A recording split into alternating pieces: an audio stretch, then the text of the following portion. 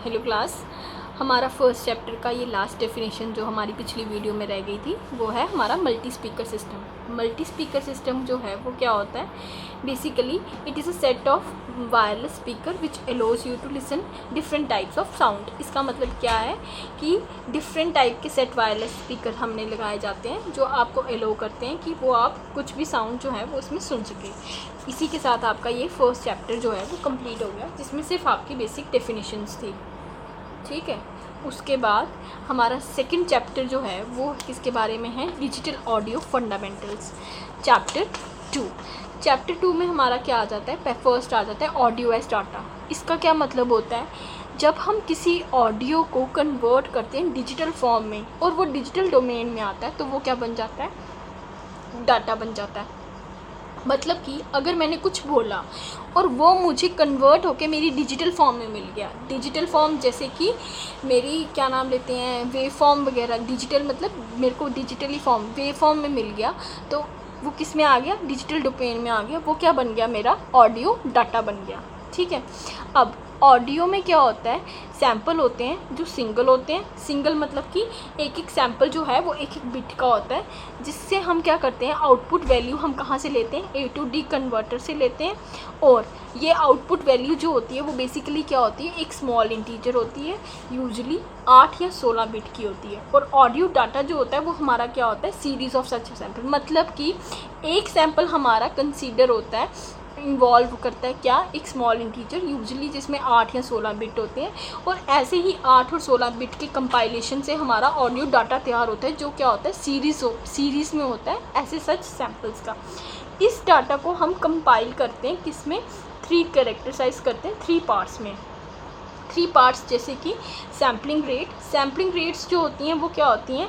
हम number of samples पर second या फिर और हर्ट्ज़ में इसको कंसीडर करते हैं। दूसरा पार्ट आ गया नंबर ऑफ बिट्स पर सैंपल। इसका क्या मतलब होता है? जो हम नंबर ऑफ बिट्स जो हैं वो कैलकुलेट करते हैं, 8 बिट है या 16 बिट है। और तीसरा नंबर ऑफ चैनल। ये आ गया जब हमारा ऑडियो जो है डाटा की फॉर्म में हमारे पास अवेलेबल होता है। ठीक है, नेक्स्ट है हमारा audio as signal. Audio as signal का मतलब क्या है? ऑडियो सिग्नल जो है बेसिकली रिप्रेजेंट करता है हमारे साउंड को। ठीक है, टिपिकली हम इसको यूज़ कर सकते हैं either as a level of electrical voltage for analogue signal या फिर a series of binary numbers in digital signals. मतलब कहने का ये है कि ऑडियो सिग्नल जो है वो क्या होता है? हमारी साउंड की रिप्रेजेंटेशन होती है। मतलब ऑडियो को उसने किस में कन्वर्ट कर दिया? वेव फॉर्म में कन्वर्ट कर दिया, तो वो क्या बन गया? सिग्नल बन गया। डाटा में क्या था? वो बिट्स में कन्वर्ट करता था, तो वो हमारा डाटा था।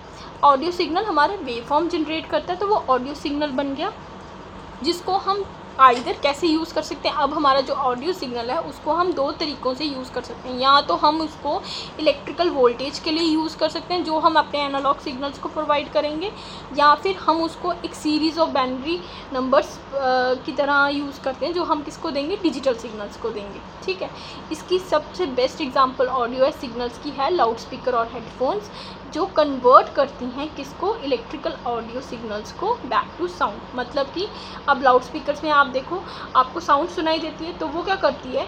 इलेक्ट्रिकल वहाँ से मतलब जो गाना है ऑडियो सिग्नल्स को सुन के, इलेक्ट्रिकल ऑडियो सिग्नल को सुन के आपको बैक कन्वर्जन किस में करके देती है? साउंड में कन्वर्जन करके देती है। सिग्नल में हमारे पास वेव फॉर्म आती है जो हम रिप्रेजेंट करते हैं साउंड में।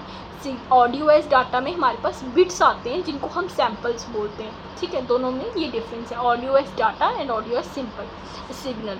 नेक्स्ट हमारे पास है digital audio processes. Digital audio processes जो है वो किस चीज़ को रेफ़र करता है? ये रेफ़र करता है digital representation of audio wave form. मतलब कि कोई भी मेरे पास किसी भी पिच में मैंने कुछ बोला, ये मेरे पास ऑडियो की वेव फॉर्म आ गई। इस चीज़ को डिजिटल रिप्रेजेंट करना, ऑडियो मतलब मैंने जो किसी ने भी कुछ बोला, ऑडियो को वेव फॉर्म में रिप्रेजेंट करना, उसको कहते हैं digital representation of audio wave form. जो हम किसके लिए यूज़ करते हैं? प्रोसेसिंग के लिए यूज़ करते हैं, स्टोर करने के लिए यूज़ करते हैं, या फिर इसको आगे हम चैनल्स में डिस्ट्रीब्यूट या फिर ट्रांसमिशन के लिए यूज़ करते हैं। होता क्या है, जब हमारी एनालॉग साउंड वेव जो है वो डिजिटल फॉर्म में स्टोर होती है तो उसको हम सीरीज़ ऑफ सैम्पल्स में कन्वर्ट कर सकते हैं। यहाँ पे ब्लॉक डायग्राम दिखाया गया हुआ है। इसमें क्या होता है, सबसे पहले हम एनालॉग आउटपुट देते हैं किसको, एडीसी को। एडीसी क्या है, एनालॉग टू डिजिटल कन्वर्टर, ठीक है। जो फॉरवर्ड किया जाता है किसको, रैंडम एक्सेस मेमोरी को। रैंडम एक्सेस मेमोरी क्या करता है, उस ऑडियो को स्टोर करके रखता है, किसकी मदद से, एड्रेस रैम एड्रेस कंट्रोल की वजह से। मतलब एड्रेस कंट्रोल का मतलब क्या हुआ, कितने बिट्स जो हैं वो इसने स्टोर करने हैं वो इसको बताता है। 8 बिट का डाटा ऑडियो स्टोर करने 16 बिट का, वो इसमें क्या करता है, वो स्टोर करता है, ठीक है।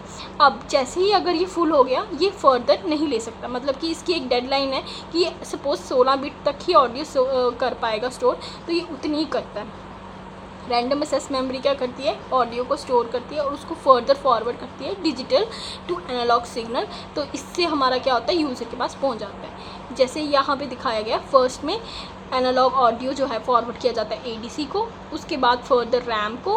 रैम का क्या मतलब होता है, रैम एड्रेस क्या करती है, इंक्रीज़ करती है एवरी टाइम अ सैम्पल, मतलब कि हर बारी एक सैम्पल को क्या करती है, सैम्पल मतलब बिट्स को इंक्रीज़ करती है, जो वो कहाँ से रिसीव कर रही है, एडीसी से रिसीव कर रही है, और उसको कहाँ पे स्टोर करती है, रैम में स्टोर करती है। मतलब कि सैम्पल को इंक्रीज़ करके रैम में स्टोर किया जाता है। अब ये डाटा तब तक स्टोर करता रहता है जब तक रैम फुल ना हो जाए। जैसे ही हमारा रैम जो है वो हमारा फुल हो जाएगा, डाटा डीएसी मतलब कि डिजिटल टू एनालॉग डाटा जो है वो क्या करेगा, वहाँ से रीड कर लेगा, रैम से डाटा रीड कर लेगा, और जो रिज़ल्ट आएगा वो किसकी फॉर्म में आएगा, सैम्पलर की फॉर्म में आएगा। अगर हम उसको रिप्ले करेंगे पिच और ड्यूरेशन को, मतलब कि जो हमारी मेरी पिच है या फिर जो ड्यूरेशन ऑफ साउंड है वो मैं इंक्रीज़ या डिक्रीज़ कर सकती हूँ। अगर मैं प्रोज एंड कॉन्स की बात करूं तो इसकी प्लेबैक क्वालिटी अच्छी होती है, मल्टीमीडिया साउंड ट्रैक में यूज़ कर सकता है, और स्पोकन डायलॉग मतलब अगर मैं कुछ बोल रही हूँ उसको भी हैंडल कर सकता है। अगर इसकी डिसएडवांटेज की बात करूँ तो ये तब तक वर्क नहीं करेगा अगर हमारे पास इनफ रैम स्पेस नहीं हुई। इसके लिए रैम स्पेस काफ़ी चाहिए, अगर रैम स्पेस इनफ नहीं है तो ये वर्क नहीं करेगा। दूसरा, इसकी डिजिटल ऑडियो फाइल्स जो हैं वो बिगर और लेंथी प्रोसेस होती हैं। ये था हमारा सेकंड चैप्टर, लेकिन हाफ पोर्शन था। इसी के साथ आपका AVS का मतलब कि ऑडियो एंड वीडियो सिस्टम का 25% ऑफ जो डाटा है, 25% ऑफ सिलेबस जो है वो ये कंप्लीशन है। Thank you.